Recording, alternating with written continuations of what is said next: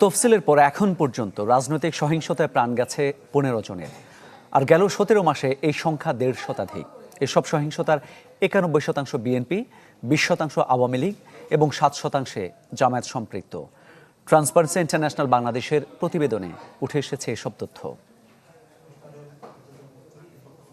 কর্তৃত্ববাদ পতন পরবর্তী 1.5 বছরে বিচার, সংস্কার ও নির্বাচন ঘিরে প্রত্যাশা ও প্রাপ্তির 35 পৃষ্ঠার প্রতিবেদন প্রকাশ করেছে ট্রান্সপারেন্সি ইন্টারন্যাশনাল বাংলাদেশ।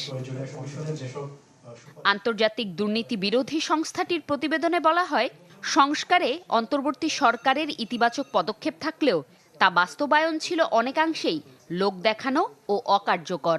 প্রশাসনে এক দলের প্রভাব সরিয়ে অন্য দলের দখল প্রবণতা। প্রশ্ন তৈরি হয়েছে বিচার ব্যবস্থা প্রতিশোধ নাকি বিচার তা নিয়েও। আগে কখনোই ছিল না, সব সরকার সেটাকে বিরোধিতা করেছে, বর্তমানে সেটা সম্ভব হয়েছে, কিন্তু এটা শুধুমাত্র কাগজ। হিরন আরও মিনারেল ওয়াটার মাত্র 50 পয়সায় প্রতি লিটার।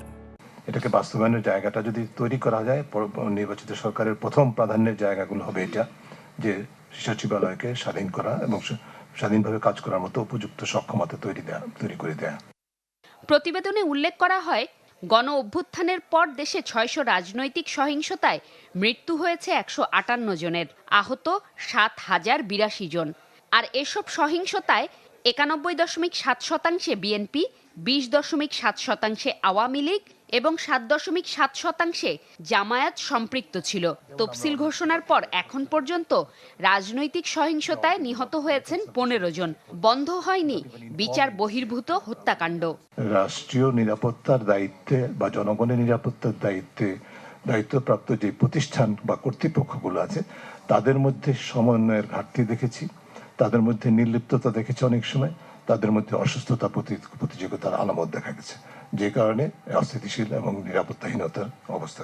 টিআইবির রিপোর্টে আরও উঠে আসে, ধর্মভিত্তিক রাজনীতির প্রভাবে সাংস্কৃতিক বৈচিত্র্য ও নারীর অংশগ্রহণ হুমকির মুখে। রয়ে গেছে নির্বাচন ঘিরে মব সন্ত্রাসের ঝুঁকি, চলছে গণমাধ্যম নিয়ন্ত্রণের পায়তারাও।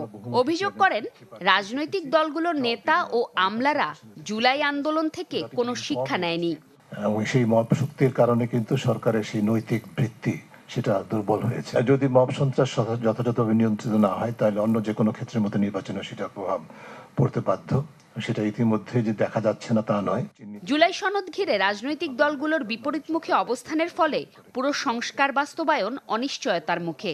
এমন মন্তব্য করে টিআইবির নির্বাহী পরিচালক বলেন, ভোটের রায় যাই আসুক, বাস্তবায়ন নির্ভর করছে ক্ষমতাসীনের সদিচ্ছার উপর। কাজটাই হচ্ছে দলীয়করণ করতে হবে পেশাগুলোকে এবং প্রতিষ্ঠানগুলোকে। জুমাতুল বিদা, চ্যানেল 24, ঢাকা।